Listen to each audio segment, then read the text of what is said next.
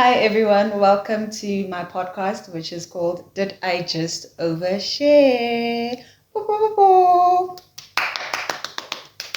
I don't know. I just get very excited every time we get to that part because I'm still in shock that we're doing this. But welcome once again. And today's topic is something very close to my heart and something that I grew up with and that I honestly believe made me the person that I am today in many other ways, both the good and the bad. So I put out a question poll on my Instagram, which is at Lesego Monare. So please check me out. And I asked people what they would like to hear from me since they know me and they followed me for quite some time. And one of the people, which is quite a close friend of mine, Babato, she said that she wanted to know everything. Okay, I'm gonna find it. Okay, she said, I would like to listen to everything about the pageant life as a kid. How did you navigate it? Would you advise a mom to enter their kids into pageants? Right. So the pageant topic is something that goes very, very deep, very personal, but at the same time, it's very surface level, depending on how you look at it. I'm going to start off firstly with how I got into pageantry. So I started pageantry, I think I was grade 4. Yes, grade 4. So I was 9 years, 10 years old. And I entered the school pageant and it was called Mr. and Miss Yonis. I remember the teacher saying, okay, there's a pageant coming up. Who wants to enter? I was excited because I was like a shy but confident kid then. So I was like, yeah, definitely I would love to enter it. And I was excited. And I remember entering, going home, telling my mom, hey, we're going to do a pageant. And my mom, fun fact about my mom, she used to do pageants growing up. So I've got pictures of her. I'm going to post them on my Instagram so you guys can just have a look. She was gorgeous, gorgeous, melanin, So she used to do pageants and she was excited and we went on this thing of, I'm going to do a pageant. I remember on the day my mom was working and she was not able to assist me getting ready. So my grandmother was there for me. And it was so funny because back then we didn't even have a car at that time and we were relying on hikes and lifts and taxis. I remember after school having to rush to town. When we got to town, I was at the salon. And back then I had relaxed hair, my hairstyle to die for. I was looking for the picture on my Google Photos and I'm struggling, but I know there's a photo album of that particular pageant on one of the albums. I'm going to find it and I promise I'm going to share the picture as well on my Instagram. So the hairstyle was like, it was relaxed hair. So here it was braided at the back and then it had curls coming in. This is like with my natural hair. So there was like, you remember those tongs, the old school tongs, the mental ones, the ones that they used to put into that space that looked like an oven, that one. And then when it came out, you'd see the smoke. There was no straighteners back then, nothing. It wasn't, so it was those ones. So those old school tongs, and then they would curl it, and I had curls in the front here coming. My hair wasn't long, but the curls were somewhere there. I basically looked like a Duck and Lovely ad. If you remember those Duck and Lovely ads, that was me. I was that girl with the curls, right? And then I had like a bit of makeup on. I was excited, some lip gloss on. My dress was a peach dress. So it's like the peach that you're thinking of, the one that you're not sure it's peach or it's orange or what's happening, right? It was like a silk-like material. It was a bubble dress. So the top part is tight, and then at the bottom it made like a bubble. Right? It had a bubble and then it had like a chocolate brown belt. And the belt, you tied it and it made a bow. I don't know how peach and chocolate brown go together, but back then I was a stunner. I was a 10 out of 10, right? And I had some were they silver or gold heels? Some like those little cute tiny heels. And we were getting ready after the salon. I remember we were looking for a lift to go to my school. So there weren't taxis that were going that way particularly. And I think I remember being at the back of a van. I don't know who gave us a lift in that van. I don't know what was happening, but I know me, my grandmother, my sister, we were at the back of the van and we were making our way to the competition and we got there. My mom had knocked off there and eventually also found her way to the pageant. And it was amazing because for me, what I remember about that day is just the support. We didn't have much at that time, as you can tell, but the fact that There was my grandmother there for me to get my hair done. There was a dress that was designed for that particular day. There was a hairstyle that was decided upon. I mean, there was no car, but we found a way to get to the pageant and to the competition. And so for me, the love and the support, I think that's what left an impression to me and why I got into pageants more than the actual pageant itself. I enjoyed being the center of attention and, everyone going, she needs this, we should get her this. I think that for me was exciting. I don't know if that makes me shallow or vain, but I felt loved in that moment. And I was on stage, I did my thing, those cute modeling poses like, and then you're smiling, swinging from side to side, did my thing. And I think I got second or third place. I can't remember, but I know I didn't get first place. And I had flowers and I had my sash and a little gift. And I think the gifts back then were normally like lotions and your also heavenly sets or those cute little cutexes that had glitter for when you were growing up and stuff. And for me, after that, I remember being so excited that my mom decided, you know what, I'm going to put you and your sister into a modeling school. So then I joined a modeling school, and there it's where they taught us. Back then, pageants were much more stricter. I don't know if they still are right now, but back then they were so strict in terms of we had to learn. Firstly, there was a certain way to walk. So I remember my first lesson, there was tape on the floor and you had to put one foot in front of the other foot. So you had to walk in a line while looking up with your posture upright. So that was very weird for me because I was like, what's going on? What's this that's happening, right? And then we were taught how to sit upright. We were taught how to speak well. We were taught how to dress. We weren't allowed to be loud, so you had to speak like a lady and present yourself like a lady. I remember we even had exams. That's how serious it was. And the exams, your nails needed to be a certain length. They asked you, how does a lady sit? How does a lady speak? And all of that. And for me, like I said, before going to the modeling school, I was a bit shy, right? But I was confident, but I still had that I wasn't as assertive. And I feel like what the modeling school did for me, it taught me how to be more assertive because they basically taught us how we needed to show up in the world, how we needed to walk. Your posture had to be a certain way, how you sit, how you present yourself, and how all of those little things lead to you looking confident and then feeling confident. Also, the fun part about the modeling school was that I made friends. So normally when you in grade 4, the people that are your friends are like the people in your class. You not necessarily have to have much in common with them except for school. So I struggled making friends because of that. And then when I got to go to the modeling school, what was exciting is I had friends, right? That we liked the same things. We enjoyed modeling clothes. We watched the same TV show and all of that. And so for me, that was what was exciting. So more than anything, it was the experience, the community, and constantly just getting attention from your family. Like, what did you learn today? What's going on? And I mean, at the modeling school, you had a whole file that had your name on it and had your picture on it. And that file was just like little assignment and tasks that you did. And all of those tasks were just focused on improving you. So it's not maths, it's not English, it's you. How's Lesego performing? How's Lesego doing? And for me, that attention was what had me and why I loved modeling. And I was so happy that we were doing it. And my mom was so happy as well because it's something that we could bond over, something that she did when she was growing up as well. I mean, we would learn something at the school and then we'd have to show it to my mom. And my mom was our personal coaches. You'd be like, no, smile like this, do this, do this. So she would add her own like personal touch to us. And it was a good time for us to bond and things like that. And then unfortunately, we had to leave the modeling school for a while. And then I remember we took a break off the modeling school for a little while. And then in high school, eventually when I got to high school, I entered the school competition again. I entered it in grade 8, which was very confident for me because you just got to high school. You know, it was nerve-wracking, but I was like, no, I want to do it. And I remember I was also wearing, again, a chocolate brown dress. That was peach as well. So this time the dress was chocolate brown. It was also bubble dress. It had glitters. And then weaves were in fashion. We used to call them bondi.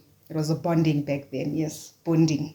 So I had bonding and then I had like in curls. I had it in curls. And I have some pictures. I can't wait to share the pictures. But like, guys, don't mock me. Ne? We're friends here. It's a safe space. We're all oversharers. safe space, right? So we had, I had that hair, I entered and I didn't win, but I enjoyed it so much because I did it with some of my friends. And then in grade 10, I entered again. And in grade 10, I don't know, I think back then I had developed more because I was 16, like I was the girl there, you know. I had reached my glow up era. Yes, I was in my glow up era. And then I remember my hair was like this big curly hair. I don't know if you guys remember Freedom. Give freedom. We used to call it freedom, thing, and it's like big curls, like big wavy curls that were long. And I was wearing a nice black dress with a slit. And then I entered and then I won. And when I won, I was so excited because there were matriculants that also entered. And I thought one of them were going to win. And then when I won, I was like, hey, wow, you still got this. We can actually do this. I had won a voucher to go back to modeling school, went back into the modeling school, and then I started excelling, started entering competitions again.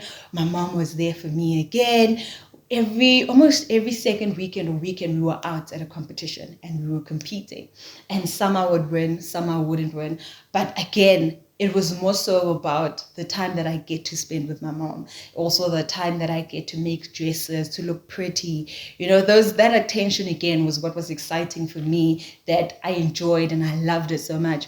But I won't lie, I did get to a part where now it's starting to be about the competition. I'd like to win because it feels good to get prizes and to get those opportunities. Because some of them you get to win trips to go overseas, you'd get to win vouchers for certain things, clothes and things like that. And some was like opportunities to be advertising clothes, to be advertising certain malls. Some of them would be money. So it was exciting to also want to win and also want to do it. So for me, I think more than anything, what pageantry gave me was confidence.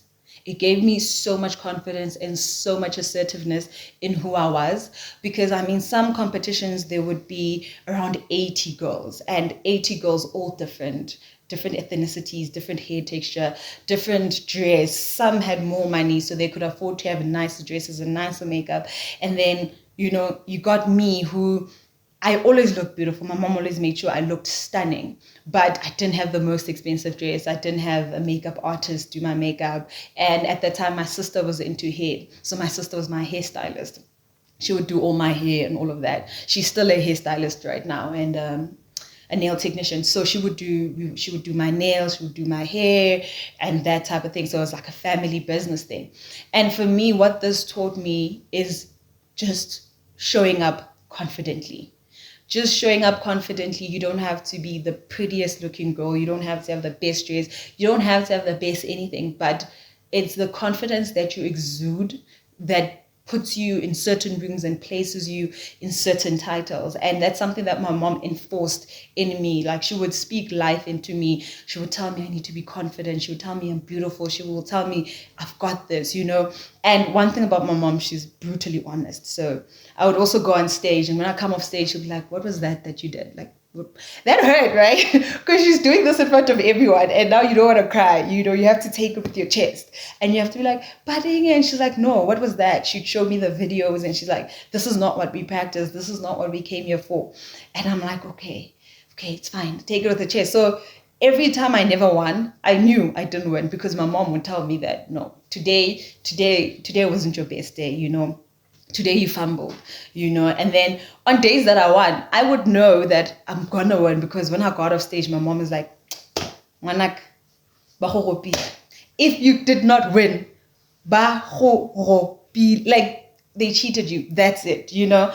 And even the whole cheating talk, like, you know, there's certain places you go to and certain titles are already belonging to the organizer's child or the judge's friends, sisters, aunt, and things like that. I think my mom also prepared us for those. She's like, you know, you just go there and you do your best. And if you don't get it, it doesn't mean you didn't do well. It just means that it's life. These things happen. You need to be prepared, but we're still going to show up and we're still going to show off. And she used to say, you must make it difficult for them to do that. You know, like, even if they were planning to give it to somebody else, they need to think like 3 times to say, yo, what are we going to say? Like, what are we going to tell them? You know, like, why did she win? Those type of things. And I mean, at some competitions, you'd get off the stage and a judge would come to you and be like, "You were so great. If you don't win, don't worry about it. You did amazing. Keep doing it." And you ask yourself, but if I was so great, what? Yeah, and you're like, something's fishy, but it was okay. It was okay. It was fine. And so that whole experience made me who I am and where I am today. And I say that with pride because I think it prepared me for life. It prepared me for the real world. It prepared me for what to expect in the real world. And it took away a lot of entitlement that I might have maybe had growing up, that things were mine. And I say it took away a lot of entitlement because we tend to think just because you're great at something, the world will be fair to you. And it it taught me to be able to take failure gracefully, whether I failed because I didn't do my best, or whether I did my best and still didn't get the expected results. It taught me to take it gracefully and accepted that, okay, this is what happened.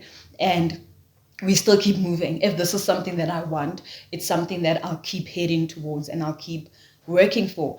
And I think to list a few things that modeling taught me, beauty pageants and growing up in pageantry taught me is that there's room for you. Who you are, how you are, there is room for you. In the right rooms, in the right places, there's room for you, right? So you just have to show up authentically as you are. And if you're not accepted in that space, then you're not meant to be in that space.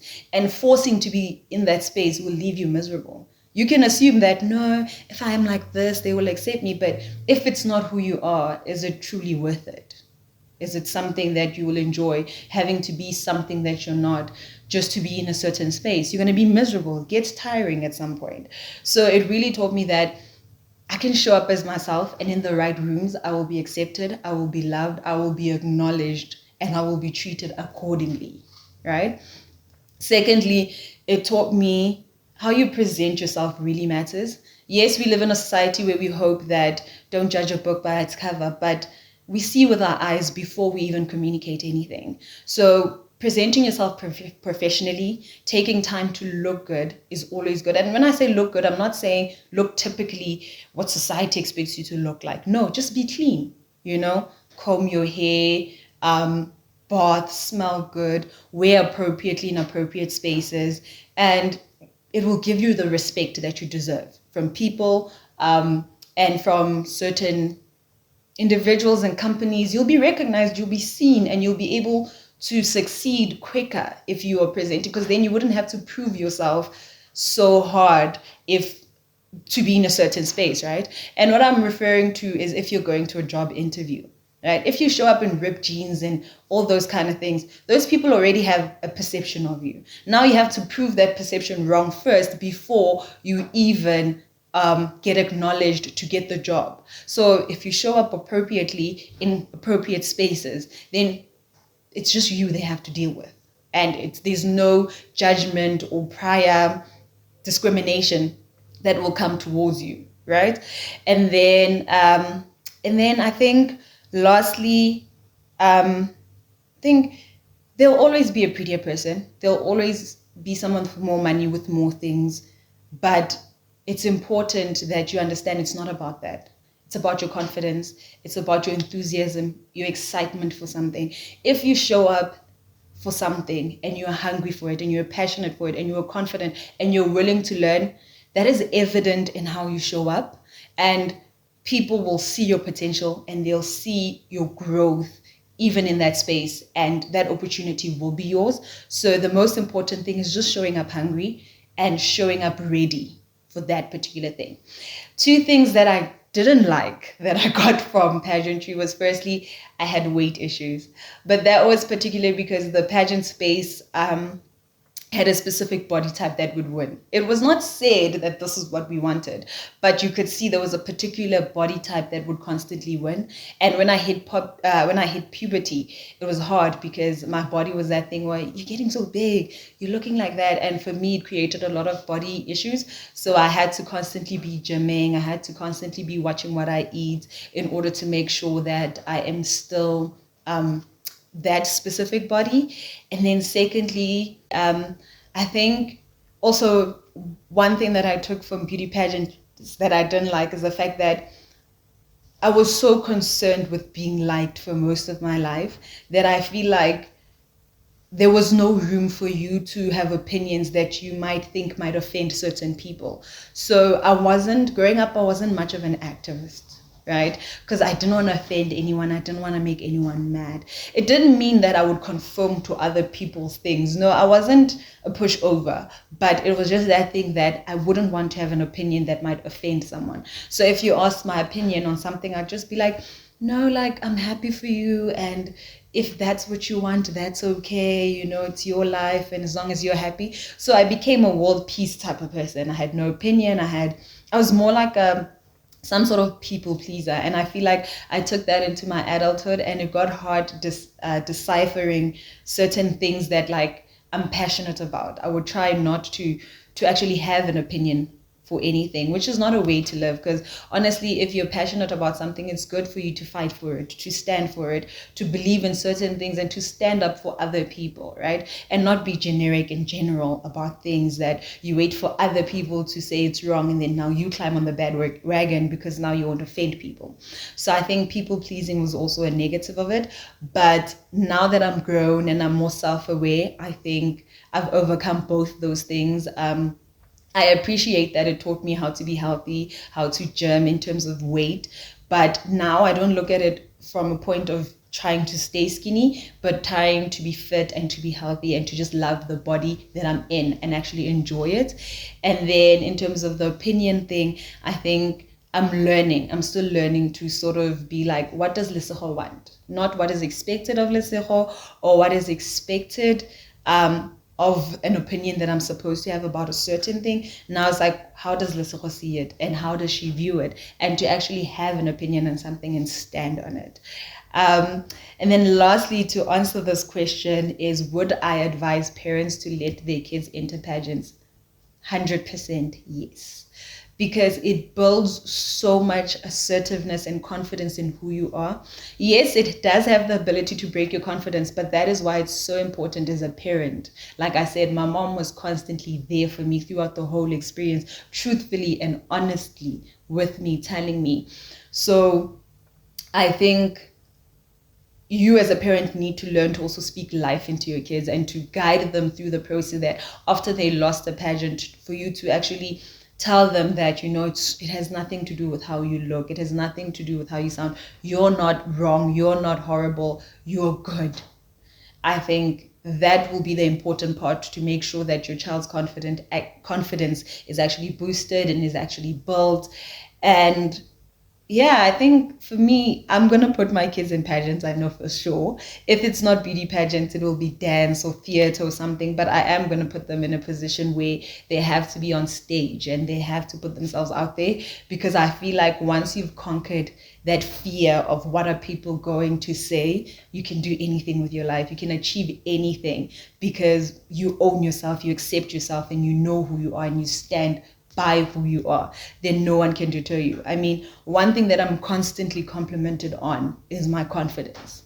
And not in an arrogant form, but in just a form of, you are so confident in how you present yourself. And for that, I thank my mom, and I'll thank her also for putting me into beauty pageants, because that's what gave me my confidence, my conviction, and my assertiveness. So I've got so much to say about pageantry. I've got so many stories, and it was exciting to share the little bit and to also go back down in memory lane. So can't wait to share those pictures with you on Instagram. So go on my Instagram, check it out at Lesego Monare, and have a laugh with me. And if you also have old pageant pictures, maybe you did beauty pageants, please share them. I mean, you can share them as a story and just tag me so that I can, just see if we've been through the same. And if you've got kids that are in pageants right now, please send them and show me. It was a beautiful time in my life, and I enjoyed every bit of it. And loved it. So thank you so much to you, and hope you have a wonderful week ahead.